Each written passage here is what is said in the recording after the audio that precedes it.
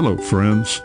I'm your host, Dave Layton, and welcome to Signs of Our Time, discovering America's heritage, one sign at a time.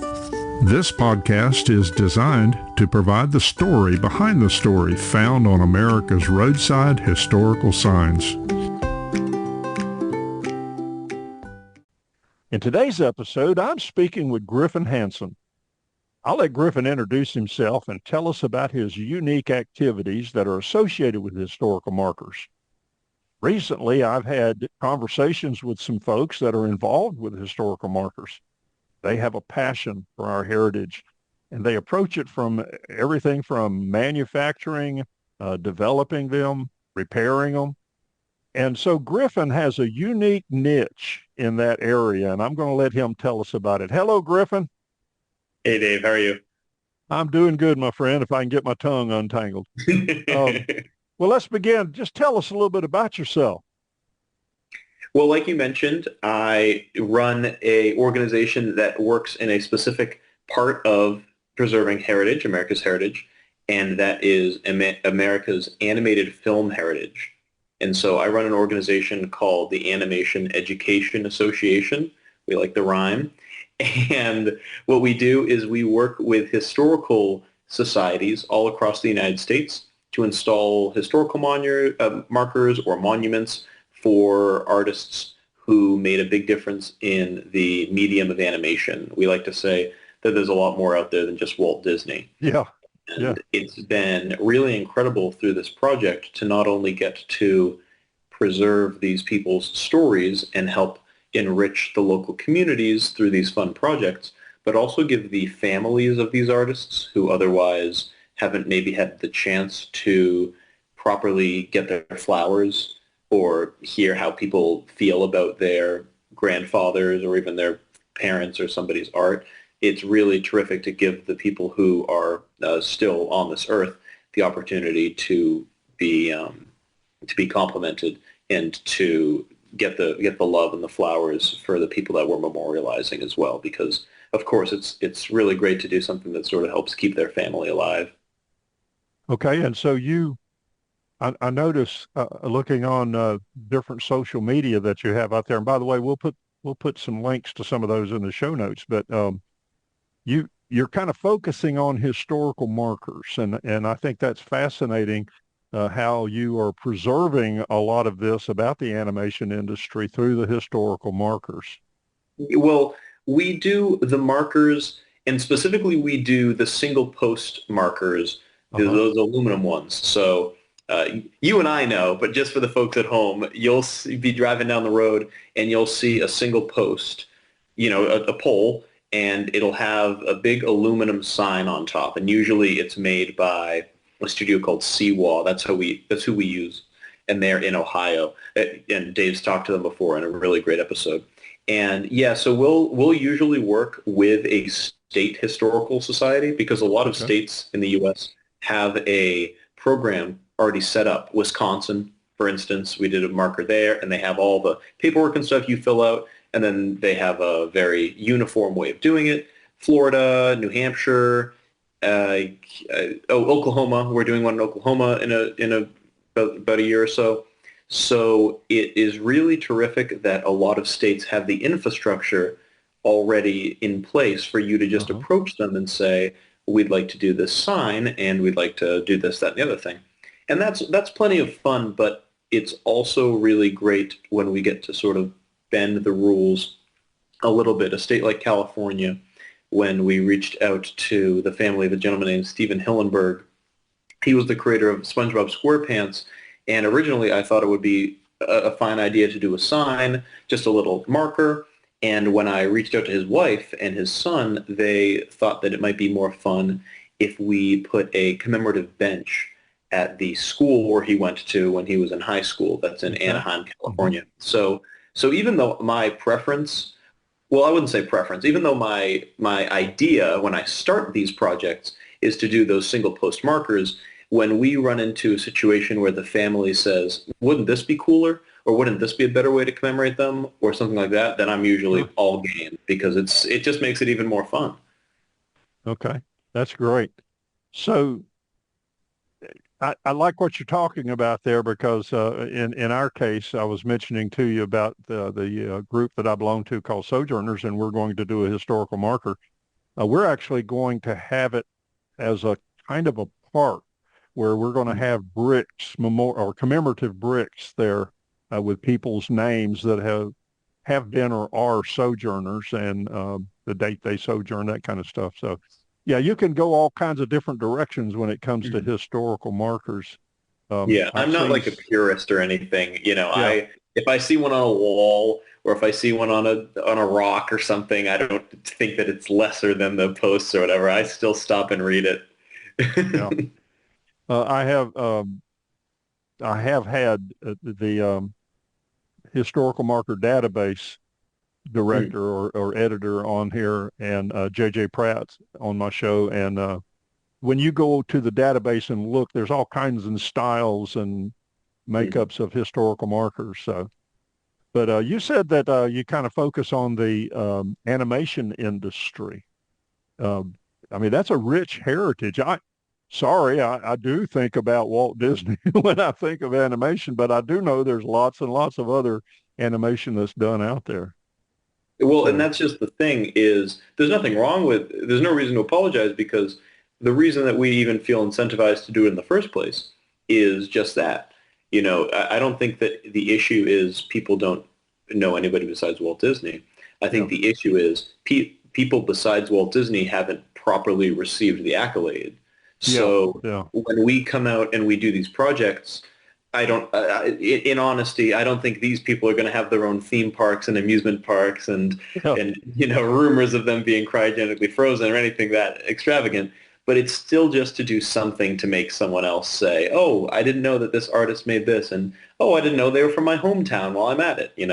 yeah. I have I have mentioned in our discussion that I have developed some children's animated videos that focus on a particular Bible story, like, David and Goliath or something like that. Um, I found that for about a 2.5 minute animated video, I'll spend at least 8 hours of time from developing the script, doing the editing, pulling it all together. And that's, like I said, after all of that, I've got a 2.5 minute video that I feel pretty good about. So there's a lot of work that goes into it. There is, and you're a much. I should hire you because our team No. doesn't work nearly that fast. But it's true. It's true Well, I no, I don't have the quality you got, nor the that. imagination. Uh, Well, but we'll call it a draw. yeah, I enjoy doing it, and it is a different media to work with. Uh, you can make things done in animation that you can't get a real person to do. Now, with Of today's course. artificial intelligence, who knows? But Mm. anyway, And the thing with the artists that we've commemorated thus far, I mentioned Hillenberg, but is he's maybe the most recent person off the top of my head. We have somebody else coming down the pipeline that I don't want to say because it can okay, always fall. that's fine. But Yeah. all I mean to say is that the artists that we're talking about here are from the 1940s and the 50s and the 60s, those really early days of Okay. the golden age of animation, as it's called, Hmm. the 1940s and the 50s. So again, to be able to go forward and to talk about these artists, it's not that we have it easier now, but to be able to talk about just how hard they had to work, Oh yeah. drawing every single frame, Hmm. painting, using physical materials and not digital art like we do at our studio is again just another way of saying we see how hard you worked. Unfortunately, these people might not have gotten the sort of flowers they deserved in life, so we're here to help them afterwards. Yeah. Okay. So how do you go about making a decision about a historical marker? You obviously know of these people Mhm. from your industry, and so how do you go about deciding? Okay, I'm going to do one on this person or this process or whatever. I pretty much have a big wish list. And Okay. the way that it goes is I like focusing on people from small towns more than anything because Okay. it's a lot of fun to do something that'll bring the community together in a small town versus uh, something in Chicago that will only just kind of be put on the side of a building or something. But what it really comes down to to me more than anything is I have pretty much a big wish list of places and people, and the biggest thing that gets me to really get the ball rolling is that aforementioned state-sanctioned marker program. So if the state already has the bones set up, then I might just say to myself, all right, maybe I'll just submit an application and we'll see how it goes. In a state like New Hampshire, where I'm from, it's actually free. But in another state like Florida or in Wisconsin, you have to not only pay to submit the marker application, but you have to pay for the marker itself. Uh-huh. But when I find myself in a situation where it isn't a formal infrastructure for proposing a marker, a state like California, as I mentioned just a moment ago, then I'll usually just sort of take things into my own hands. And I'm lucky that I have enough experience at this point to know how to go about these things. I don't just order the marker and then ask for permission afterwards or anything like that. And when it comes to working with the families proper, it usually isn't too hard to get in touch with people. Everybody's on Facebook and all that these days. But I spend a lot of time with the families writing up these proposals and writing up the wording and the text. And I'm not going to mention something that the family is very ashamed of, but of course that you also have to sort of weigh in the history side of things too.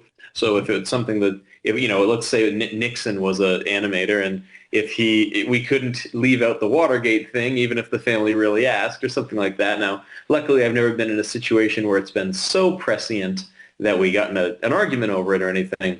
But they understand, at least everybody I've worked with has been really understanding that we're commemorating, and it is very much because we love the artist, but it's also for the sake of history.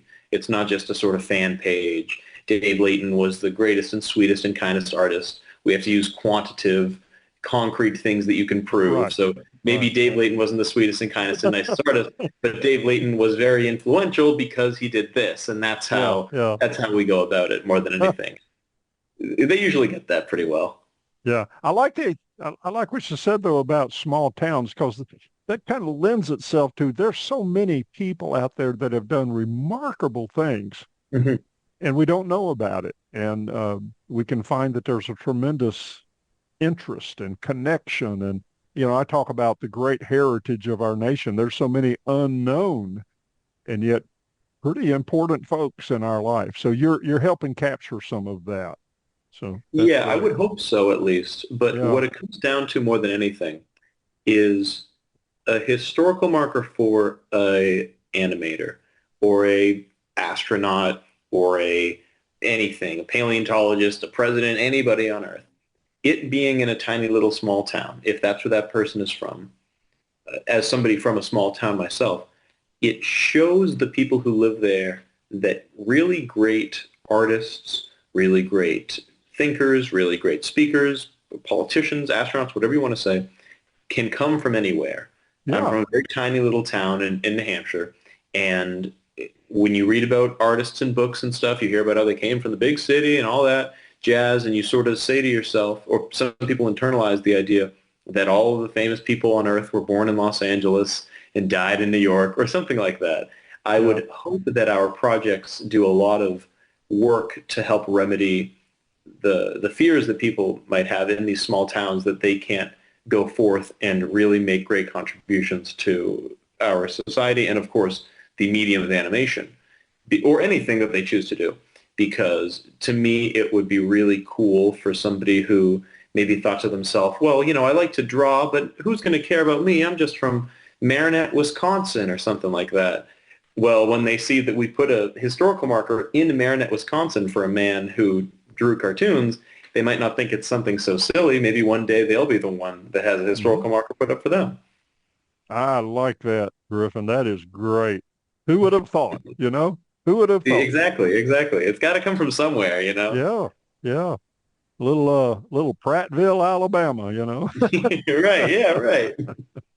That's great. I love it. I love the passion in your voice for what you do. I truly do. And you've found an interesting niche that some folks wouldn't even think about. By the way, you're right about doing research before you start one of these projects. Oh yeah, plenty of research. When I thought about putting up a historical marker, I thought, can we? How do and then I began researching. Oh, yeah. And then I found out in Texas, you can have a historical marker anywhere you want if it's on your property. If you're going to be Oh on the really? easement or, then you got to go through the extensive process. All we have to do is make sure when we dig that hole, there's not a gas line or electric line underneath it. Exactly. Yeah. So, And but you yeah. got to get like some certified guy to do it. There's an artist named Mary Ellen Butte who is from Houston, and I really wanted to do a historical marker for her, and we may one day. But I remember going through. So Texas has one of those state marker program things, Uh-huh. Uh-huh. and I remember going through that, and theirs is really intense. Theirs is really, Yes. really detailed. They've got like different counties have like different boards who like look at it and stuff like that. And first, just for example, in New Hampshire, there's essentially two or three people that look over the whole thing, and that's a small state, mind you. But even in Florida, when we did one in Florida just a few weeks ago, there was only two or three people. I think Jeremy Hiker was his name, and another person looked over it. But no, Texas is really serious about it. So I commend you for being able to sort of push through the red tape there because it is a tough. It's not easy. Yeah. It's a challenge. A lot of bureaucracy there, and you wouldn't think so, but there is. Okay. Um, so as you've gone around and you've seen different historical markers, you have an interest in them. I have a bumper sticker on my truck that says I brake for historical markers. Um, what are some unusual ones that you've seen out there? Well, that is a great question. I think my favorite one in the whole world might be and of course I'm very biased, it might be in my native New Hampshire. It's in the town Okay. of Lincoln. And in the town of Lincoln, New Hampshire, right on Route 3, which is right next to the Indian Head Resort. And anybody who's from New Hampshire knows exactly what I'm about to say because there's only one historical marker anybody knows about. That is, of course, the historical marker for Betty and Barney Hill, who are supposedly the first people whose widely documented UFO abduction was a big story in New Hampshire, in the United States. And this was in the 1960s, and they were so goes the story, and how couldn't it be true that they were driving down the road. Betty and Barney Hill were a couple driving down the road late one night, and supposedly a alien ship abducted them and dropped them off a little bit later, and they went to I think they went to the Air Force with their story, and they asked them and everything, and then after that somebody from the Air Force leaked the story to the press, and that's how it became well known. So that's the justification that people give on them not being, crazy liars. Because instead Okay. of just running off to the Daily Mail, they thought that they should talk to the Air Force. Okay. So Betty and Barney have and of course, the town of Lincoln, maybe they do, maybe they don't, ironically, uh, push forth this whole thing about aliens and all that silliness. But of course, as a sort of way to lovingly tribute the very famous UFO sighting in New Hampshire, there is a marker right next to this very cheesy motel that I love going to. And people go Okay. there all the time and take photos with it, and they dress up in those inflatable alien costumes and all that crap. It's a lot of fun. I'm going to have to check that one out. Betty It's and nice. Barney Hill.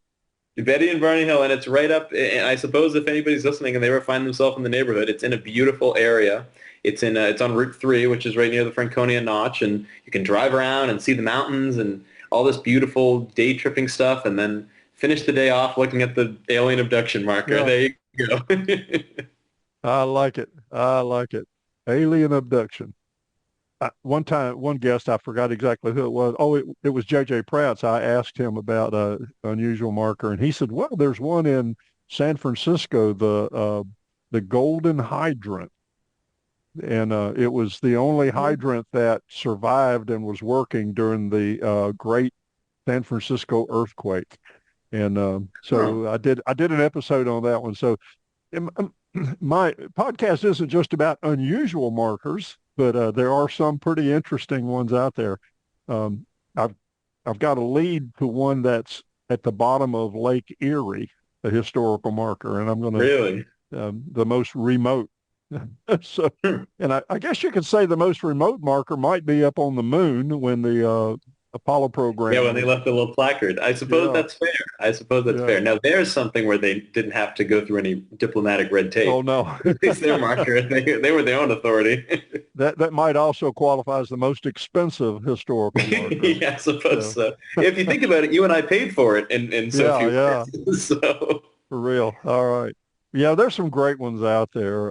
I've done one on Smokey the Bear, and I've done one on Paul Bunyan, and some others. It's fascinating. So, there what's was in the future? one, oh, I'm sorry Go to ahead, interrupt. I please. only just thought of another one. I wouldn't necessarily say that it was unusual, but it was very beautiful. And it is Okay. in South Dakota. I went to South Dakota earlier this year, and I was in the Black Hills. And of course, you know Mount Rushmore, but Mount Rushmore is next to this area called the Forks, and the Forks Highway, pardon me. And when you're driving through the Forks Highway, it's this twisty and turny thing. It looks like something out of Lord of the Rings. But you turn the corner and there's this beautiful uh, quarry that you're looking right at and this enormous mountain in front of it.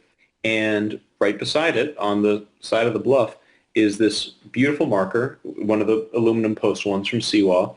And it talks about how the mountain that you're looking at in front of you was the original mountain that they were going to carve the faces into. And I think there was something like, I think there was some diplomatic reason that they didn't do it. I think that that was why the original location was scrapped, and of course they went to Rushmore instead.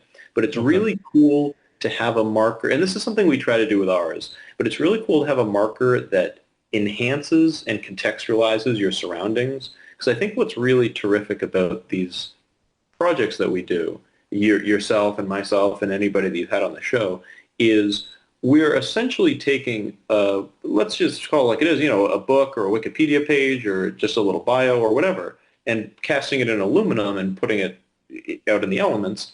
But what I think really makes it terrific, and this marker is a great example of that, is instead of just reading on a page, oh, did you know that they had a different mountain they wanted to do first? Great. And then Yeah, going I on didn't to know whatever's that. next. Yeah, exactly. And then just flipping to the next page. Instead, having the marker literally there contextualizes not only the text of the marker, but it sort of allows you to imprint on yourself this scenery that's around you.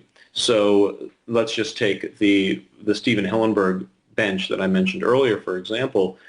I could tell you all day about what Stephen Hillenburg was like and how he loved his school and all that jazz, and I'm sure you'd retain some of it, but it really imprints and sticks with you a lot more to sort of be at the location, so you can later recall to yourself, well, you know, I saw this beautiful bench. What was I doing at that high school? Oh yeah, I Yeah. was reading this marker about this guy, and he was an artist, and yada yada yada. And so it's essentially like when you're looking at your phone and you're scrolling through photos that you have, you can sort of transport yourself there and say, wasn't that the day that he spilled ketchup all over himself or something like that? And so I think that the markers that we try to do, and most of the markers that I like the best, would Yeah. not be nearly as interesting if they weren't literally in the places that they are, you Yeah. know. Well, that's right. Something happened here that had some significance, maybe not a lot outside of its area, but there was something that someone considered significant enough to try to record it and preserve it, I guess would be a good way to say that. Yeah. Okay, great. So you do have several social media outlets, and uh, again, your griffinthehansen.com website. What's in the future for you? Well, at least for the Animation Education Association, we have a marker coming up in, I think, May, but let's just say next year because I don't want it to be Okay, pushed yeah. back or too Uh-huh. forward. So let's just say next year, we have a historical marker that's going to be in the town of McAlester, Oklahoma. It's actually Okay. going to be at their new library, and it's going to be for an artist named Mary Blair. And Mary Blair was a painter and a conceptual artist for the Walt Disney Studio, and a lot of her artwork really informed how the Disney Studio uses color in their films in the 1950s. So not only was she an art director on a lot of these films during and post World War II, but after she left that position and became a concept artist, these really vibrant and beautiful paintings that she did for the artists were very influential in the way that they would go about picking the pinks and the blues and the purples and stuff for the scenes. And to Okay. the average person, she's probably best known for being the sole designer of the whole It's a Small World exhibit at the Okay. Disney park. So if you've ever gone there and been really impressed by that very mid-century decor that they have inside of the little ride there, then it was all Mary Blair, all a little homesteader from Oklahoma. Okay. That's So amazing. Everybody is from somewhere. yeah, and that's the biggest thing that I think I'm okay with saying because I don't want to curse anything else. And we're trying to get some stuff started in Michigan, trying to Okay. get something started in New York, and there's a really, really big project that I'm trying to get off the ground, and I think I'm going to be able to do in Montana. So Oh, we might have to okay. have a follow-up episode sometime. Keep me posted because I would be fascinated to learn what's going on. Before I retired, I used to be the state director for career and technical education for our two-year colleges here in Alabama. And a big part of what I did was help the faculty at our technical colleges develop their curriculum and teach teachers how to teach. But where I'm going with that is it always fascinated me. There was so much that went on behind the scenes in a particular career field or a particular discipline. I mean, you go to the doctor and you get an x-ray and it's amazing what these folks have to learn and all that goes into their processes. I worked one time with the uh, cosmetology faculty, helping them. Now, I don't know anything about cosmetology. I'm retired military. You sit in the barber chair and they run the clippers over you and that's it. But it was amazing what they had to learn to really do what they do, not just cosmetologists, but any career field. So it's fascinating to think about what all goes behind the idea of making an animated presentation of some kind. I mentioned, I'll spend 8 hours doing a 2.5 minute presentation. Um, you obviously the quality of your work and everything is far superior than what I glue together, but uh, yeah, the hours of work that goes in. And again, I'm going to wrap up running my mouth here, but those folks need to be honored that put so much of their life into something like that, and it becomes their life. I So, agree. And I think that with animation specifically, we really try to focus on all positions because in the same way that not everybody who worked at your college was an educator, it's true that not everybody who works in animation is an animator. I'm a great example. I'm not an animator, but I work in animation. So uh-huh. even though we do what we can to commemorate people who did literally animate, I also put a lot of mental real estate into thinking of ideas for people who were background, like Mary Blair. She never Hmm. animated, so background designers and art directors and so on and so forth. Or voice actors is a great example. We haven't done any of those, Yeah. but I'm sure that'll come down the line one day.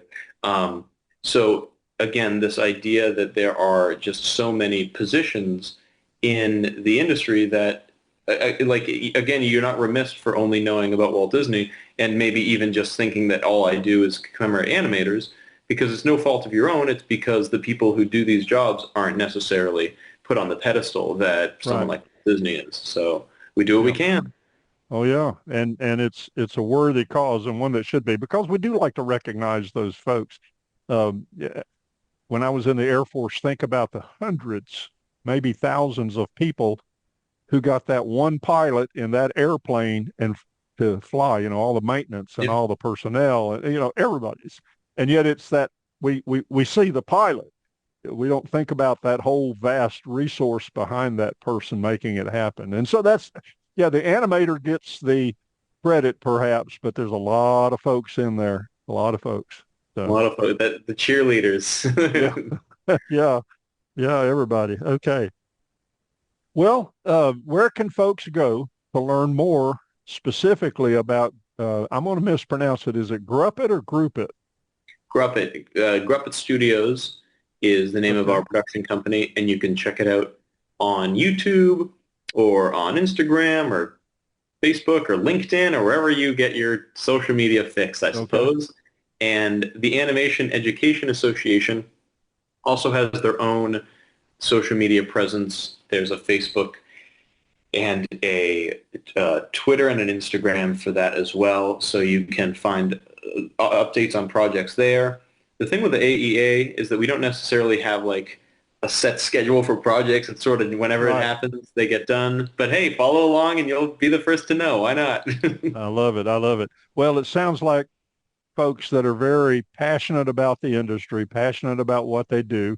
And so it's good to know that. And I like the idea. I'm an educator at heart, so I like the idea that there's that huge piece of education that goes on there, helping folks come to an understanding of what this is all about. And who knows, you're going to inspire some young folks out there to get involved with it. Good. I hope they do it, and I hope there's a marker for them one day too. Yeah, wouldn't that be great? Okay. Well, anything else you want to add before we wrap up? I suppose go out and to the audience, go out and find a marker and go take a photo with it. Yeah, that's right. Uh, Pay And read attention. it too. Yeah, slow down and see what's going on around you. Okay. Thank you. I appreciate it, Griffin. This has been fun. It's given me a better understanding of what you do and things that are out there. You know, after a episode like this, I never look at this thing the same way again. I've learned more about it and I see it differently. So, Thank okay, you. I'm going to start paying more attention to the credits at the end of some of There these you go. presentations. It's all been worth it then. That's all it's for. It's all been worth it. Okay. Well, friends, there you have it. A very different look at how we can enjoy and learn more about historical markers. I hope you enjoyed this episode, and thank you, Griffin, for your time. I appreciate it very much. I invite you to subscribe and continue listening as we bring more episodes about the rich heritage of our great nation. Please share this podcast with others. If you have interesting stories about historical signs and markers, email me at americanhistoricalmarkers@gmail.com. That's americanhistoricalmarkers@gmail.com. Maybe your story behind the story will be featured. I'm your host, Dave Layton. Thank you for listening and safe travels.